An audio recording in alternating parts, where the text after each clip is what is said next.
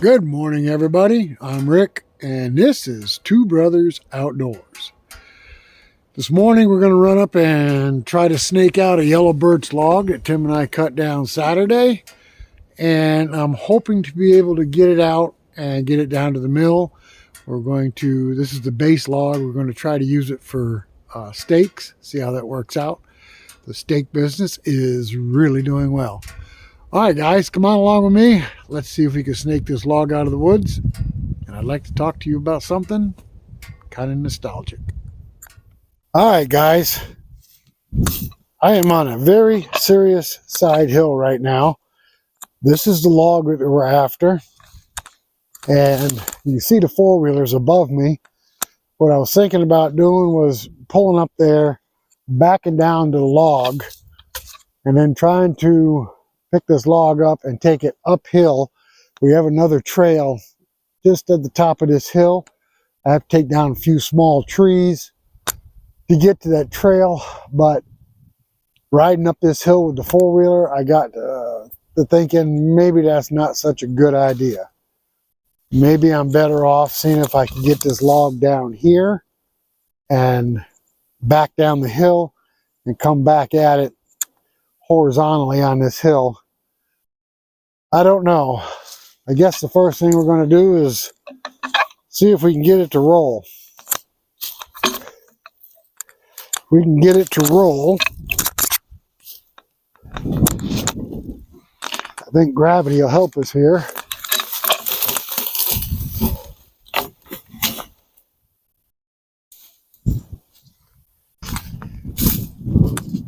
Almost perfect.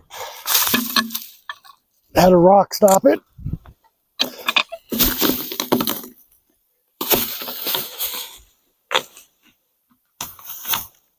Well, that's not where I wanted it. Jeez. It took a hiatus.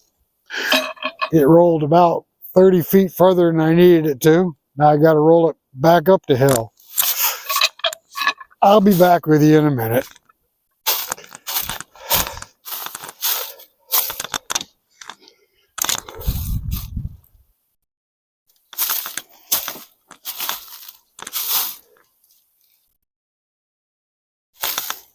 Well, guys, backing down that hill was almost as much fun as watching this log roll down the hill. Somewhere, I seem to have lost my gloves. And I don't know what I did with them. And yes, it's snowing. This is March 26th. That's 5 days into spring. Welcome to the Great Adirondacks, right? All right, let me see if I can find my gloves real quick, because I'm going to need them. It's kind of cold out here.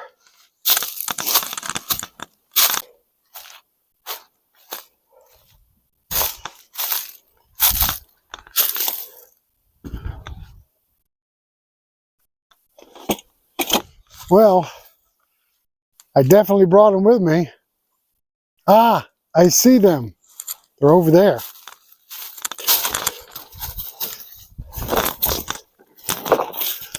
Took them off to set up the camera.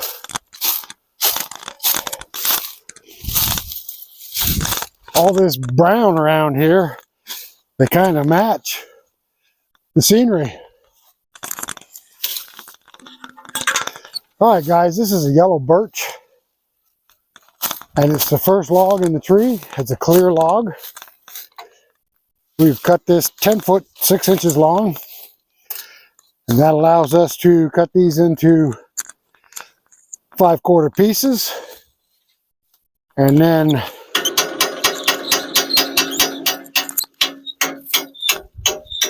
cut those at 4'2" and 6'2".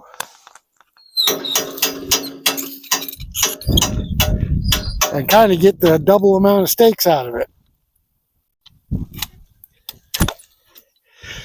All right, we are still on a side hill. Hopefully I can overcome gravity here. Get this log to cooperate.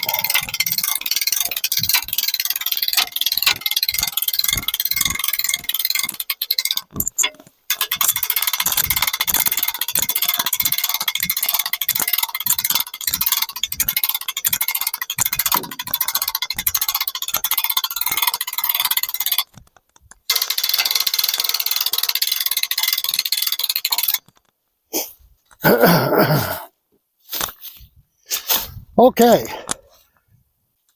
I got this end of the log up. That leaves about 3 inches in the end here, dragging on the ground. I'm going to attempt to pull this out down there where it's a little more level and back over it at that point, pick it up, get it off the ground.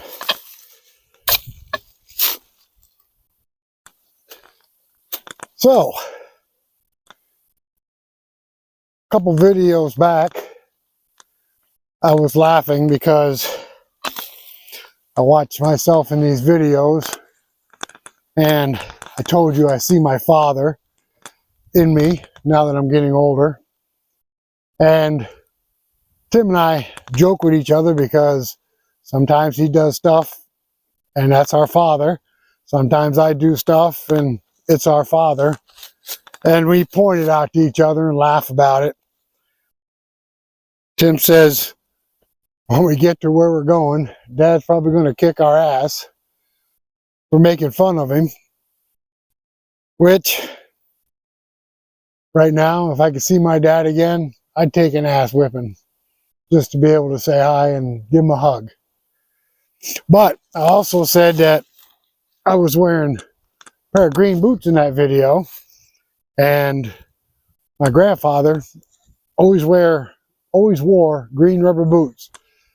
He wore loafers because he was an accountant for General Electric. He had a lot of brains. So when he wasn't working out in the yard or out in the woods, he was wearing loafers. If he was in the woods and working on his yard, mowing the grass, he wore those green boots. And I always remember those green boots. My grandfather bought my first set of work boots for me when I was 9 years old.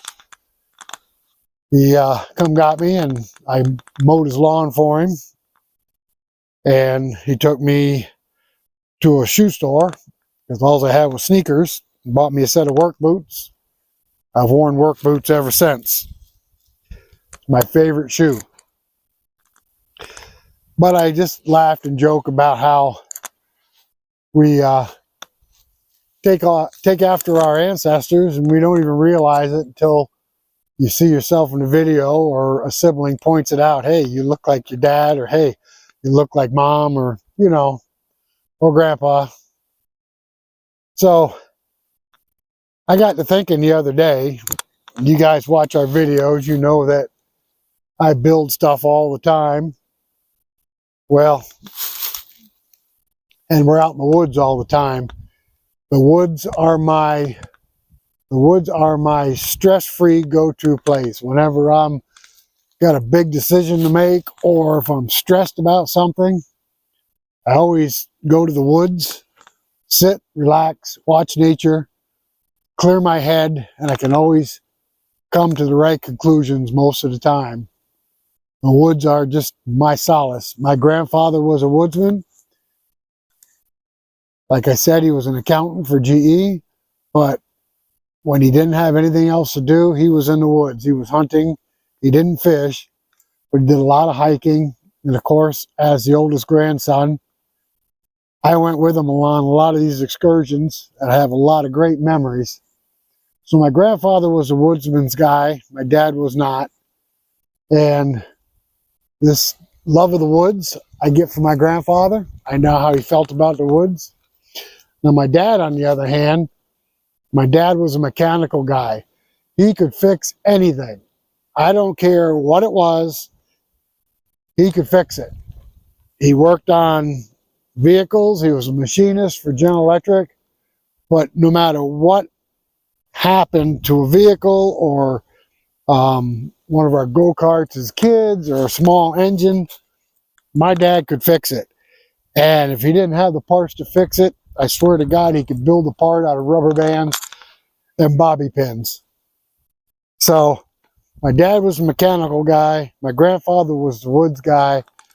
I got both put together in the same person. I love the woods. I'm a mechanical person. I can fix just about anything. I haven't seen anything I couldn't fix. And my career was based around that.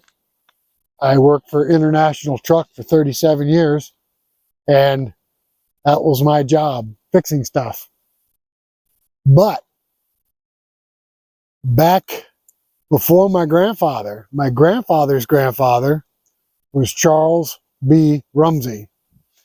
And Charles B. Rumsey invented the Rumsey engine and pump. And it was known as the Rumsey Engine and Pump Company. And Charles B. Rumsey invented and built this single-cylinder engine. It was a hit-and-miss engine like most of the old engines back then.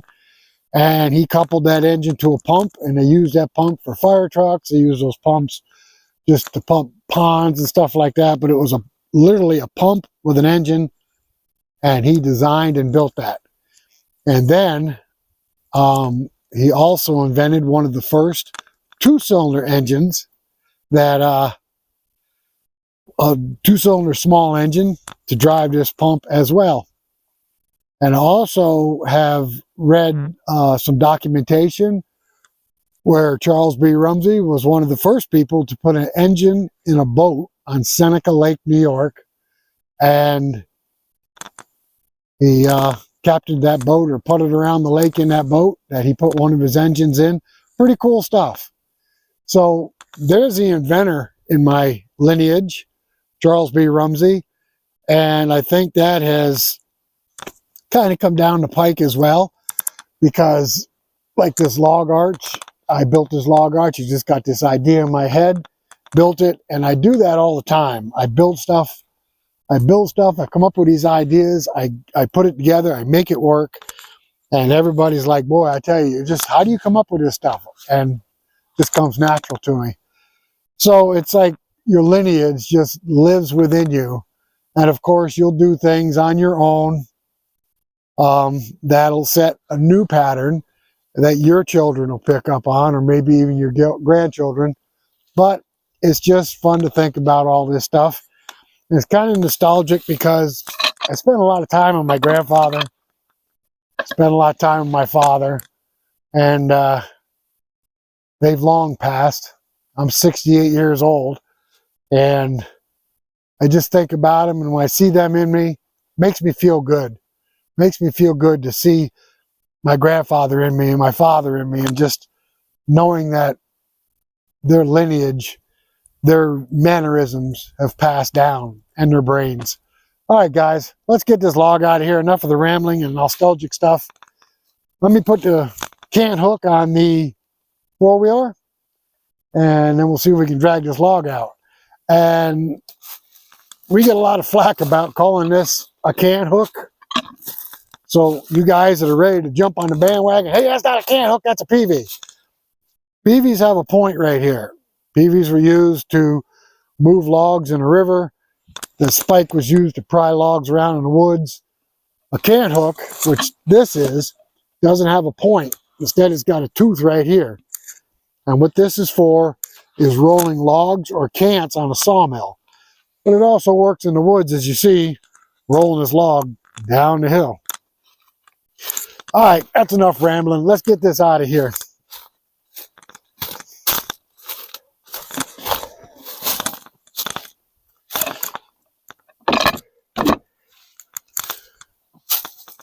One thing I hope I inherited, my grandfather lived to 97 years old, and my dad, he was healthy right up until he got Parkinson's, but he still lived into his 80s, so hopefully that longevity passes on down. I wouldn't mind that at all.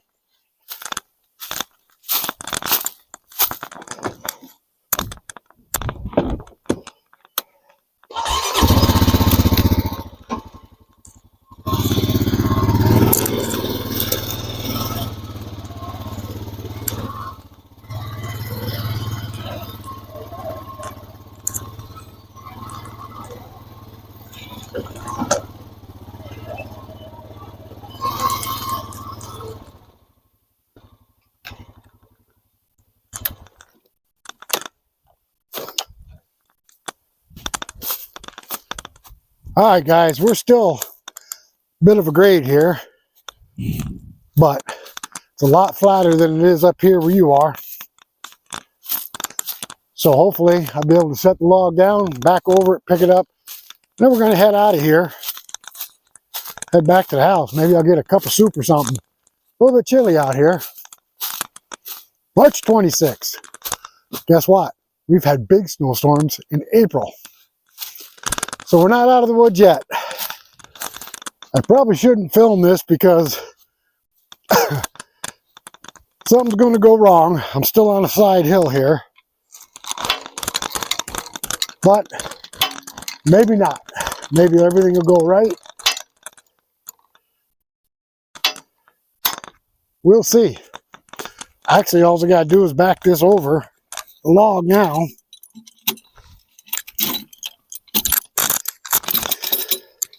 And there's a rock right here, so the log didn't roll any further down the hill. So maybe we have a good chance of this being an easy pickup.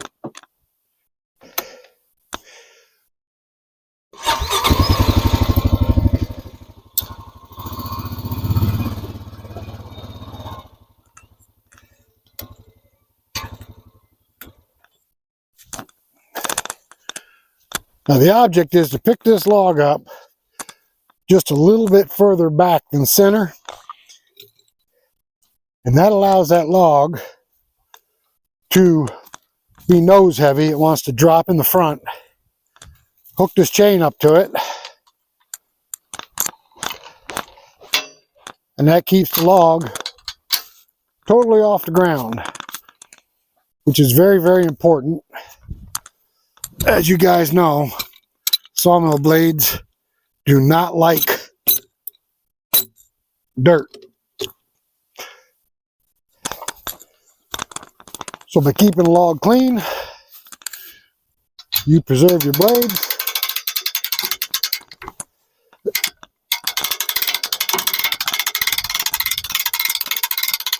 All right, so before I get too far into this, I'm going to walk down this end, push down on the log, see what the weight difference is. If it's too much, then I'll drop it back down and move the tongs. It's a little heavier on the front end than I'd like it to be, but I think I can manhandle it up into the cradle here. If not, I'll have to drop it.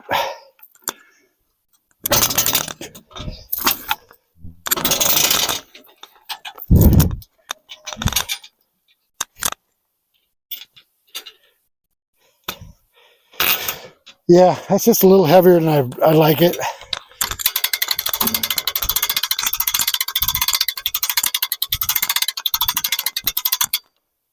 But that'll do it.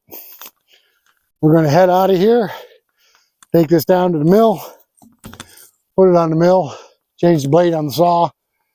See the sun starting to come back out. Snow's starting to die down. Thank you, Lord. All right, guys. Thanks for coming along with me today to pick up this log.